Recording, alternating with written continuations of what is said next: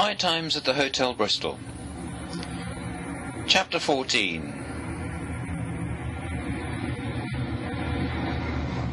A motoring lesson in Macedonia. If a hotel is your destination, head straight for the railway station. I remembered this advice on my first trip to Macedonia a couple of years ago. I had heard it many years earlier from Paul Shepherd, a friend of my father's, who in the 60s regularly holidayed in Greece. Paul had studied engineering at Imperial College in London, and he first took these Mediterranean holidays with his student friends. There were usually 3 or 4 of them in an old Vauxhall or a Ford, and they would bat along without cease, not wanting to waste time on hotels en route. There was no coast road in Yugoslavia then, and only one main road through the whole country, most of it cobbled, single lane and unlit. It went straight through any town in its path. Taking in turns to drive, and with the help of a few uppers, they'd reach Athens in about 36 hours. Paul's university education had been sponsored by BOAC, and after completing his course he was obliged to train to be a pilot, contracted to fly for the long-haul carrier for a certain number of years. This meant that he had huge borrowing power against his potentially large salary, and as soon as he could, he bought himself an Austin Healey sports car. This classic soft-top was in British racing green, with leather upholstery, wooden dashboard and steering wheel, and wire-wool wheels. It was his pride and joy, and it wasn't long afterwards that he was heading for Greece, not in the company of his friends, but with a girlfriend. With a woman in tow, he was happy to spend nights in hotels, none of which he had booked in advance. Following his own dictum, each evening, when he arrived at a town, he would simply head for the railway station and take the pick of the bunch. We didn't have guidebooks then, he told me. Just a map of Europe and a tongue in our heads. There weren't any tourist offices either. When they reached the town of Skopje in southern Yugoslavia, they once more made for the railway station, a showpiece designed by a Serbian architect called Gavrilović and completed in 1940. Its Art Deco facade featured a large clock. On Marshal Tito Street, the main avenue leading from the station, there were 3 hotels in a row, and according to Paul, it was his girlfriend who decided which one they should stay in by employing a childish game of elimination. 1 potato, 2 potato, 3 potato, 4, 5 potato, 6 potato, 7 potato more. Having pointed first to the hotel on the left, nearest the station, she ended with the one in the middle, so that's where they stayed. It was a warm evening in July, and though the hotel didn't have parking facilities, the manager said that the car, which was a little dusty from the trip, would be perfectly safe outside on the curb. Crime barely existed under the communist regime, and there was only a smattering of other vehicles parked in the main street to lead down to the central square by the river. It was a warm evening, and after dinner in the hotel, the couple took a stroll down to the water. They didn't venture over the old bridge towards the minarets of the Turkish quarter. This was all they intended to see of the city, because straight after breakfast the next morning they'd be on their way again.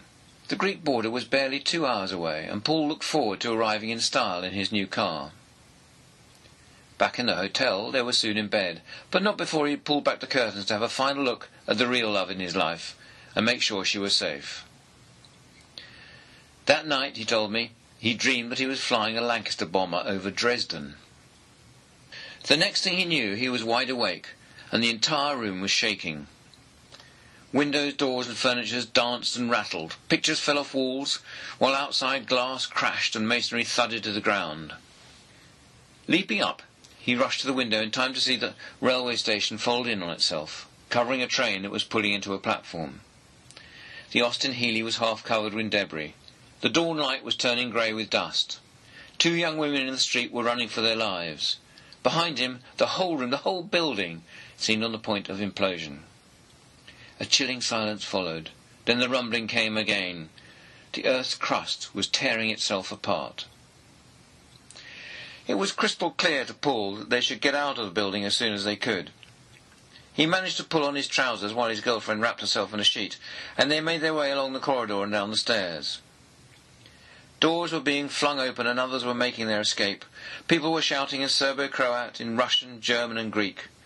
The air was thick and plaster dust, and the floors felt unsafe beneath their feet.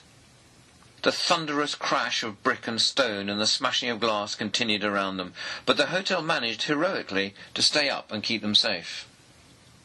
Out in the street, the scene was far worse than when he had glimpsed it from the window. There was no sign of his car, and it was hard to see anything for the dust that now hung thick in the air. Though they had no way of knowing which way to go, Paul realised that they had to get away from the buildings that remained, because every one of them was about to collapse. Scrambling over the pile of debris outside the hotel to reach the middle of the street, Paul caught his foot in a wooden hoop that protruded from the rubble. He gave it a yank and found himself staring at the twisted steering wheel of his Austin Healey, which had otherwise completely disappeared. A small group of survivors was huddled in awe in the middle of Marshal Tito Street, and they could see from the stop clock on what remained of the station's facade that the earthquake had struck at 5:17. The two hotels either side of theirs were no longer standing. The one nearest the station, the Macedonia, had caved in, split to the foundations and levelled in just 5 seconds, leaving hundreds of guests entombed. The two young women Paul had seen from the window heading towards the station were in shock. They were from Germany, and had been on their way to the airport to catch a plane to Belgrade. They had left their hotel 2 minutes before it collapsed. The Yugoslav Airlines flight they were booked on was to be piloted by another lucky guest at their hotel, who had also left a few minutes earlier. Others were not so fortunate. An English tourist who had managed to escape began desperately looking among the rubble, shouting out the name of his wife. Paul and the pilot joined in the search.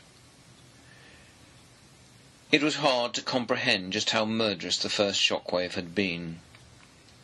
In just 20 seconds, more than 1,000 people died, more than 3,000 were seriously injured, and nearly 80% of the city's population was made homeless. The silence that followed the initial eruptions now began to be penetrated by screams and keening as figures dressed in whatever they could grab awoke to the nightmare that their city had become. Survivors dug through the rubble with their bare hands, and it was 4.5 hours before the city re-established contact with the outside world. And when the world found out, an extraordinary rescue operation got underway. Within 24 hours there was a force of 10,000 digging through the rubble in search of life, and supplies began flying in from all over Europe. For 10 days Paul and his girlfriend stayed just outside the city in a makeshift camp organised by the British Embassy. Then they were flown home. Paul not only lost his car, but he received no compensation and had to go on paying back his loan for the next 5 years. The insurance company maintained that the earthquake had been an act of God and was therefore not covered in his policy. He didn't even have the broken steering wheel to show for it. In the course of trying to find survivors, it had somehow got lost. But he didn't mind. Some travel experiences, he said, don't require souvenirs. Paul never told us the name of the hotel that had saved his life on that night in July 1963, but some 40 years later I didn't have to go far to find it. In fact, I didn't have to go anywhere at all. I'd booked into the Bristol, knowing little about it, but when the taxi from the airport drew up in front of the 6-storey building, I knew this was exactly where Paul's Austin Healey had perished. Either side of the hotel was an empty space where the other hotels must have stood. As I looked up at the second-floor windows, I imagined young Paul seeing the city reduced to ruins all around him, and on the station's preserved, half-demolished facade was the clock, still standing at 17 minutes past 5.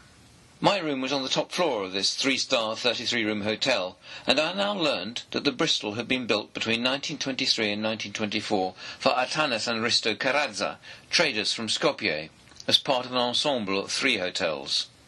The Bristol was used by trade agents and tourists, to whom entertainment and company of pleasant dancing was offered. It was nationalised in 1947 and privatised in a management buyout in the 1990s. Now Park Casino, its dining room was probably rather glamorous once, and its guests had apparently included Dame Rebecca West. In the violent break-up of Yugoslavia, the Republic of Macedonia had done rather well compared to its Balkan neighbours. Kosovo is just over the hills to the north, Albania to the west. Only a score of deaths on Macedonian soil can be attributed to the hostilities of the racial, political and religious mix that makes up the original Macedon. But its casualties were not unimportant. Kiro Gligorov, the first president of the new former Yugoslav Republic, can be counted among them. When I met him at a cocktail party organised by some NGOs, he'd been out of power for several years. In his early 80s, he was personable and polite, but as we talked, it was hard not to keep looking at the craters that scarred his forehead. I presume these were the result of the assassination attempt in 1995 that had kept him incapacitated and out of office for a year. He asked me where I was staying, and when I said the Bristol, his only remaining eyebrow, the right one, rose archly. There were far more modern hotels in the city, he said. I didn't want to get into a long story about my father's friend and the earthquake, so I simply mentioned my eccentric interest in all things Bristol. Usually this brings some light-hearted comments, but Gligorov didn't seem amused. He simply scowled in incomprehension before moving away to find a more interesting person to speak to. Shortly afterwards he left. I seemed to have upset the former president by my admission that I was staying in a modest Bristol when I could have been spending at least twice as many Macedonian kroons in a much smarter place, and I said as much to Sava, one of my hosts. "You don't know about the assassination attempt on the president?" He was a serious, well-educated young man, and his English was precise. "Not in any detail," I said. Sava gave a grim smile as he handed me a canapé. "The president was driving in his motorcade by the old railway station when the car bomb went off. His chauffeur, Alexander Spirkovsky, he was a good man and he was killed. And a dozen passers-by were badly injured too. Something like 20 kilos of explosive had been put in the back of a Citroen, which was parked right outside the Hotel Bristol." The Bristol? So it's not surprising he has bad memories of the place. No, indeed. I thought of Paul Shepherd and his words of wisdom about always being able to find a hotel near a railway station. Now I was able to offer further advice. If anyone were ever to ask me for my top tip about travelling, it would be this. Never leave your car parked outside a hotel called Bristol.